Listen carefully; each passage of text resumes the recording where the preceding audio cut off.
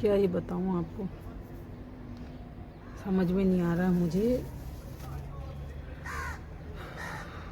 कभी कभी जी करता है यहाँ से कहीं शिफ्ट हो जाए, लेकिन यार ऐसा नहीं होता कभी। मतलब आपने सोचा कि हाँ मुझे यहाँ से जाना है, मुझे शिफ्ट करना है यार, मतलब ऐसा नहीं होता। तो बहुत कुछ इसके पीछे देखना पड़ता है रीज़न। तो मैं ये कह रही थी कि कल हो गया कांड।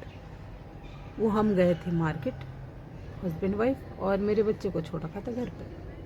अब क्योंकि लाइट भी गई हुई थी उस टाइम क्या आधे 1 घंटे हो गए थे, 1 घंटे से ज़्यादा ही हो गया था लाइट गए हुए।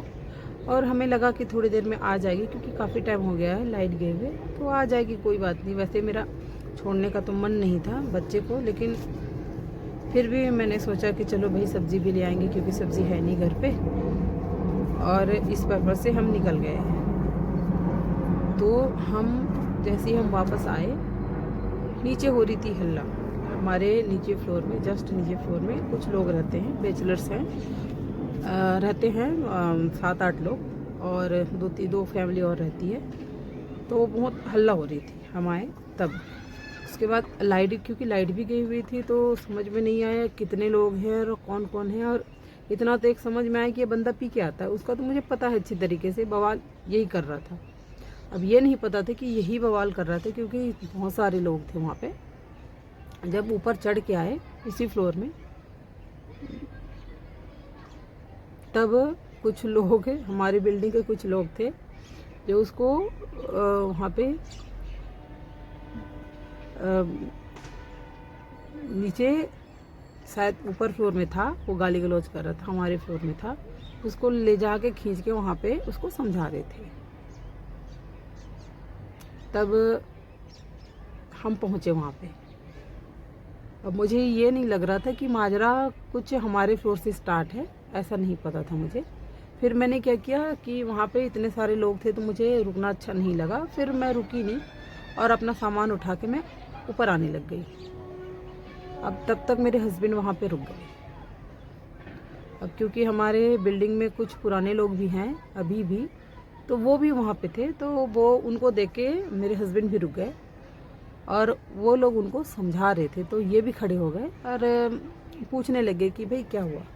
तो किसी ने ये नहीं बताया कि आपके ऊपर मतलब आपके जो गेट के सामने ऐसा कुछ कर रहा था या गाली गलौज कर रहा था, ऐसा कुछ नहीं, ये नहीं बताया उन्होंने। और वो समझाने लग गए, और वो बंदा कह रहा है कि मैं मर जाऊंगा, मैं मर जाऊंगा, मैं मर जाऊंगा। ये बस इतना ही सुना मैंने। फिर मैं ऊपर आ गई वापस, कंटिन्यू चलते चलते। अब ये मेरे हस्बैंड रुक गए। फिर उसके बाद मैं पहुंची अपने फ्लोर में, और मैंने डोरबेल बजाया।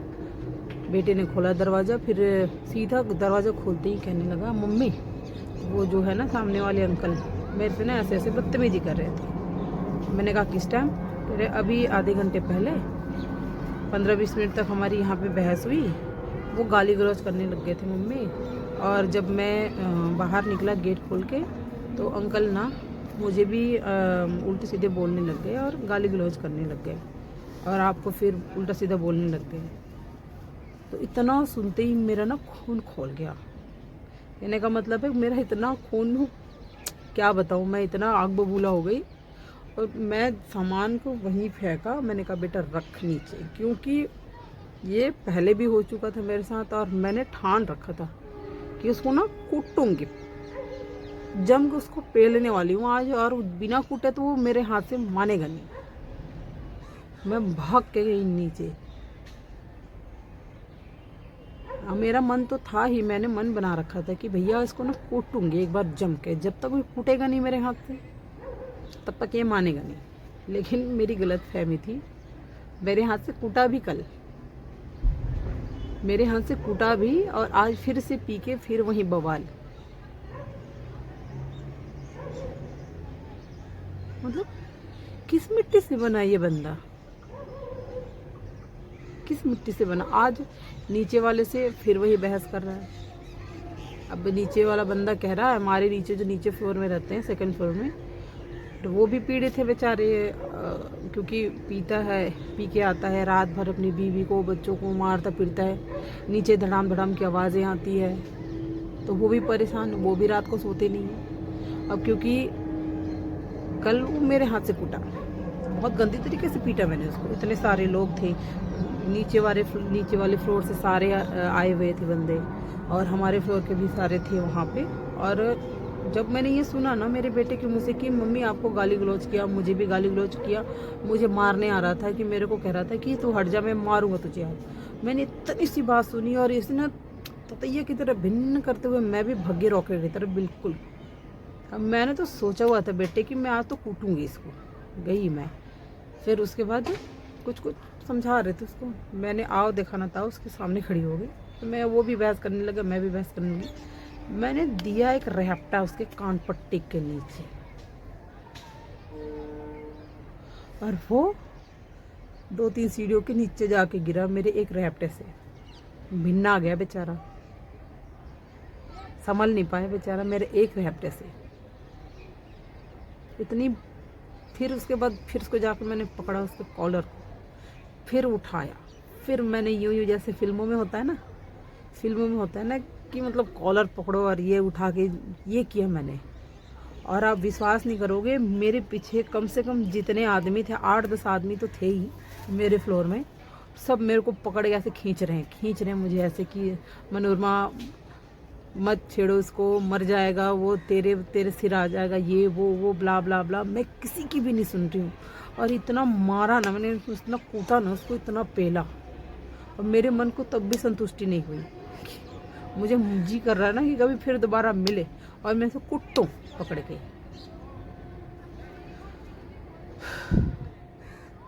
दुख भी लग रहा था, लेकिन मैं तो बस उस औरत के बारे में सोच रही हूँ बस, कि यार कैसे सहन कर लेती है। मैं इतना सुन के मैं भिन्ना के उसको पीटने चली गई, और उसको पीट पाट के आ भी गई। ठीक है,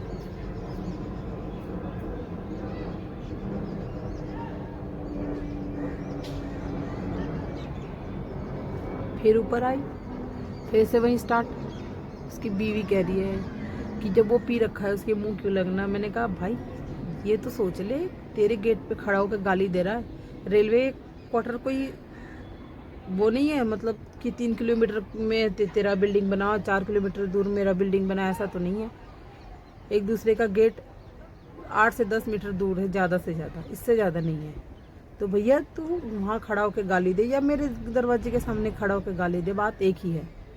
मतलब कहने का मतलब यह है कि ज़्यादा डिस्टेंस नहीं है।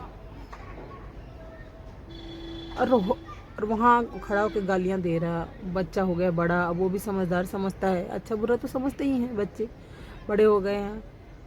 अब वो कह रही है कि आपके बेटे ने मतलब आपसे कुछ कह नहीं रहा था, वो तो मुझे गालियाँ दे रहा था, तो आपके बेटे ने ऐसा क्यों, मतलब गेट खोल के उसके मुंह क्यों लगा। मैंने कहा भाई बड़ा हो गया है, अच्छा बुरा तो उसको भी समझ में आती है, तो बोलेगा ही। ये माजरा अब ये भी नहीं है कि भैया चल हो गया कि वो पीता है तो ऐसे करता है, ऐसा कुछ नहीं, ऐसा कुछ भी नहीं है। अभी भी वही उसका, अभी भी वही हाल है।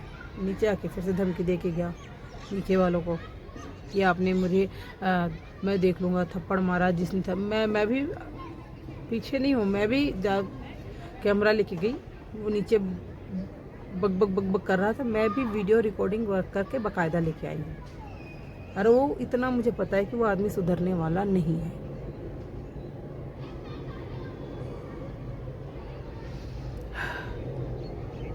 पुलिस आ गई, 3-4 बार पुलिस आ चुकी है, उसके लिए कंप्लेंट हो चुकी है, रेलवे से कंप्लेंट हो चुकी है।